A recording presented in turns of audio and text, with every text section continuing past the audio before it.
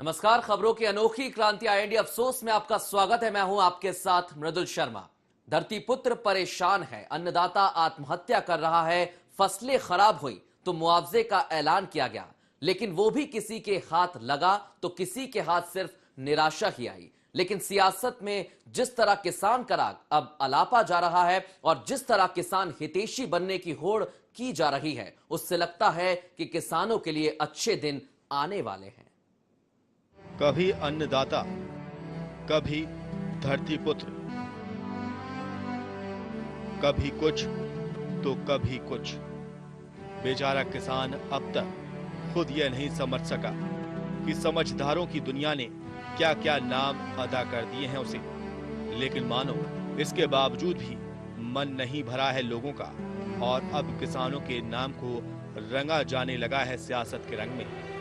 जी हाँ, इस बात को नकारा नहीं जा सकता कि मौजूदा समय में किसान शब्द का राग जितना सियासी पटल पर सुनने को मिल रहा है, उतना ना तो इससे पहले सुनाई दिया है और शायद ना ही कभी सुनने को मिला।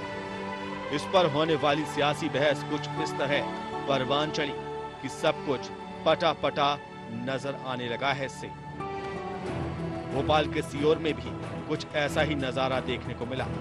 देश की सबसे बड़ी राजनीतिक पार्टी का दावा करने वाले एक दल के बड़े नेता एक मंच पर मौजूद होते हैं। पार्टी के संगठन के अथक मेहनत द्वारा इकट्ठी की हुई भीड़ सामने होती है। पार्टी के नेताओं के बैनर और झंडों से सब कुछ पटा पटा नजर आ रहा था। भीड़ में से नारों की गूंज कुछ इस तरह सुनाई दे रही थी कि समझ ही नहीं आ रहा था कि सामने खड़े हुए लोग वाकई किसान हैं, पार्टी के कार्यकर्ता हैं। ऐसे में कौन भला इस पूरे आयोजन को सियासत से अलग करके देख सकता है। यहाँ सिर्फ भाजपा की बात करना भी गलत होगा, क्योंकि अगर इस मामले के विपरीत पहलू पर भी यदि गौर किया जाए तो सामने आता है कि जिस समय मध्य प्रदेश की भाजपा सरकार किसान महासम्मेलन को भव्य बनाने की तैयारी में जुटी थी, ठीक उसी समय मध्य प्रदेश कांग्रेस का एक प्रतिनिधिमंडल कांग्रेस अध्यक्षा सोनिया गांधी से मिलने दिल्ली पहुंचा था और उन्हें न्योता दे दिया मध्य प्रदेश में आकर यहां के किसानों की समस्याओं का जानने का, उन्हें उठाने का और किसानों को न्याय दिलवाने का। ऐसे में किसानों पर सियासत करने में कांग्रेस भी किसी भी स्तर पर पीछे नजर नहीं आती। कुल मिलाकर बात चाहे सरकार के बारे में करें या विपक्ष के बारे में, इस समय हर कोई किसान के नाम पर अपना सियासी उल्लू सीधा करने में जुटा है। और सिर्फ कांग्रेस या भाजपा ही क्यों, कमोबेश हर सियासी दल को आजकल किसान के अंदर एक वोट नजर आने लगा है। लेकिन किसान की असल हालत क्या है, इस संबंध में कोई सोचने को राजी नहीं है। चलिए अब हम आपको रूबरू करवाते हैं उस तस्वीर से। कृषि प्रधान भारत में प्रति 22 मिनट में एक अन्नदाता किसान खुदकुशी कर रहा है। साल 1995-2010 के 15 सालों में 2,56,949 किसानों ने आत्महत्या की और समय के साथ साथ किसान आत्महत्या का आंकड़ा लगातार बढ़ता ही जा रहा है। देश के 5 बड़े राज्यों में किसान आत्महत्या का आंकड़ा करीब 66% है। इन 5 राज्यों में आंध्र प्रदेश, कर्नाटक, तमिलनाडु, महाराष्ट्र और मध्य प्रदेश के नाम शामिल हैं। अक्सर खुद की जमीन को और मजबूत करने के लिए सियासतमंद किसान की बदहाली को याद कर लेते हैं, आंसू बहा लेते हैं उसकी परेशानी पर और वादा कर देते हैं उससे कि तुम हमें सत्ता दो, हम तुम्हें सारे सुख देंगे। और बेचारा किसान आजादी के बाद से अब तक कुछ ऐसे ही वादों को उम्मीद बनाकर जी रहा है और जीता चला जा रहा है। आईएनडी अफसोस डेस्क। तो देखा आपने किसान कैसे राजनीति का एक मोहरा बन गया है। राजनीति में पार्टी चाहे जो हो, रणनीति का अहम हिस्सा किसान बन चुके हैं। हो भी क्यों ना, देश में 13 करोड़ मतदाता किसान ही तो हैं। किसान सधे तो सब सधे। हर दल किसान मतलब वोट की राजनीति में जुटा है। हिंदुस्तान वो देश है जहां करीब 70 करोड़ आबादी या तो किसान है या उससे प्रत्यक्ष या अप्रत्यक्ष तौर पर जुड़ी हुई है। और किसान को अगर वोटों के तौर पर देखा जाए तो कुल 85 करोड़ मतदाताओं में करीब 13 करोड़ मतदाता किसान हैं और करीब 26 करोड़ लोग उनसे जुड़े हुए हैं। इस तरह किसान वोट बैंक का आंकड़ा करीब 40 करोड़ के आसपास पहुंच जाता है। ऐसे में किसान को साधने का मतलब उससे जुड़े वोटों को भी सीधे तौर पर साधना हो जाता है और कोई भी सियासी दल यह नहीं चाहेगा कि इतना बड़ा वोट बैंक उसके हाथों से छिटके। यही एकमात्र कारण है कि मौजूदा समय में किसान सिर्फ किसान ही नहीं रहा बल्कि एक वोट बैंक बन गया है। ऐसी वोट बैंक जो देश की सियासत की दिशा और दशा निर्धारित करने के लिए काफी है। हालांकि यह बात अलग है कि राष्ट्रीय पटल पर अब तक किसानों को लेकर ऐसा सियासी द्वंद्व नहीं देखा गया जो अब देखा जा रहा है। मौजूदा समय में बात चाहे किसी भी सियासी दल के बारे में करें, उसकी रणनीति का अहम हिस्सा बन गया किसानों को साधना। क्या विधानसभा, क्या लोकसभा, हर कहीं किसान को चुनावी मुद्दा बनाने की कोशिश की जाती है। अगर आप विपक्ष में हैं तो किसान आंदोलन खड़े किए जाते हैं। उनकी समस्याओं को लेकर डंडे खाने से तक नहीं चूकते सियासतमंद। और अगर सत्ता पक्ष में हो तो ऐसे मोर्चे का गठन किया जाता है जो किसानों के बीच जाकर सरकार की योजनाएं बताए, उन्हें यह समझाए कि हमारी सरकार आपके लिए वो कर रही है जो कोई और नहीं कर सकता।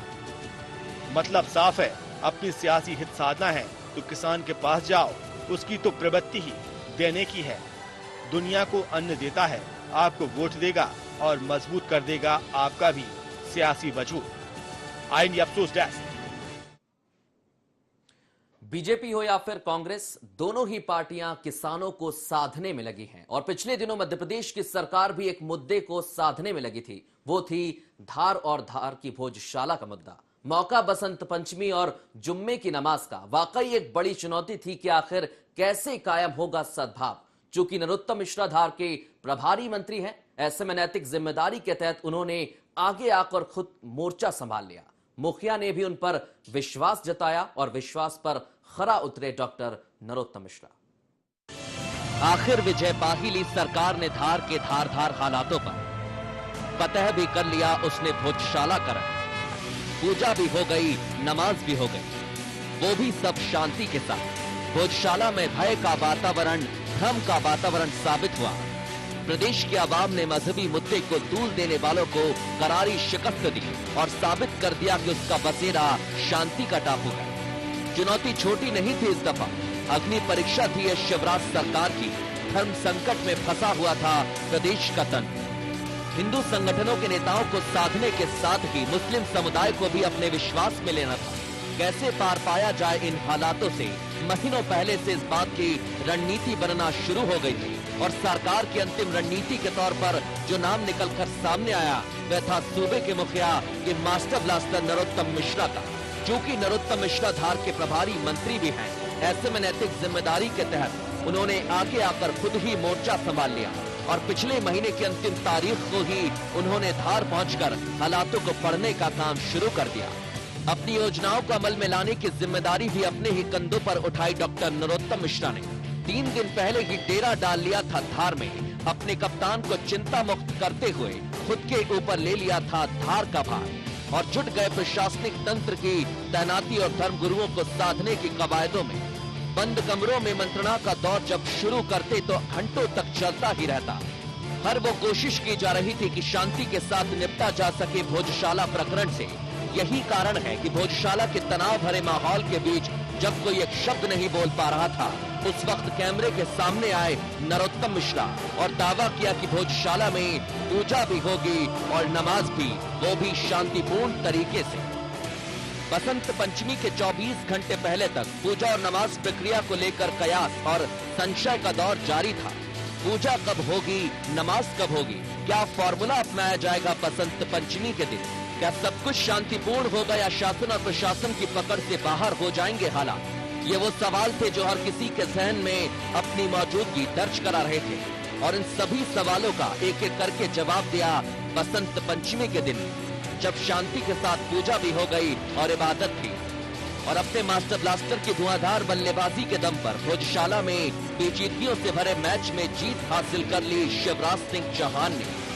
जिसके बाद डॉक्टर मिश्रा ने भी माना जनता और शिवराज का आभार।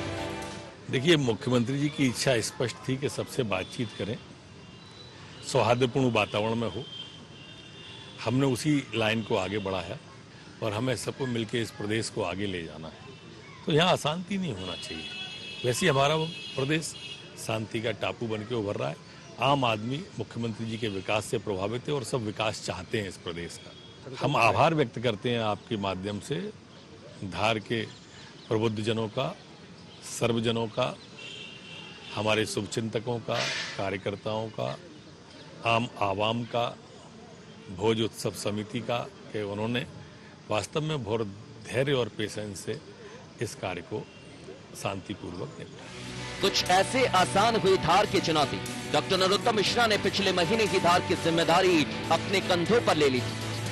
31 जनवरी को उन्होंने एएसआई के फॉर्मूले पर नाराजगी जता रहे हिंदू संगठन के नेताओं से मुलाकात की और उन्हें बसंत पंचमी के दिन पूजा और नमाज की प्रक्रिया एक साथ कराने को लेकर विश्वास में लिया। इसके साथ ही प्रशासनिक स्तर पर जमावट में भी डॉक्टर मिश्रा उसी वक्त से जुट गए थे। उन्होंने अपने भरोसेमंद अधिकारियों को धार में सुरक्षा व्यवस्था कायम रखने की जिम्मेदारी सौंपी और 2 दिन पहले धार में पहुंचकर पूरे मसले की बारीकी से वो खुद मॉनिटरिंग करते रहे। मुख्यमंत्री के विश्वास पर एक बार फिर खरे उतरे शिव के प्रियगण नरोत्तम मिश्रा। पहले भी कई जटिल रास्तों को आसान कर सरकार के खेवनहार ने एक बार फिर अपनी काबिलियत पेश की और कायम कर दिखाया प्रदेश में शांति और सौहार्द का माहौल। IND अफसोस डेस्क। तो एक बार फिर नरोत्तम मिश्रा ने साबित कर दिया है कि मध्य प्रदेश शांति का टापू है। जी हां, रुकते हैं एक ब्रेक के लिए। ब्रेक के बाद जानेंगे कि 2018 के लिए कांग्रेस की जंग कितनी मुश्किल है। बने रहिए।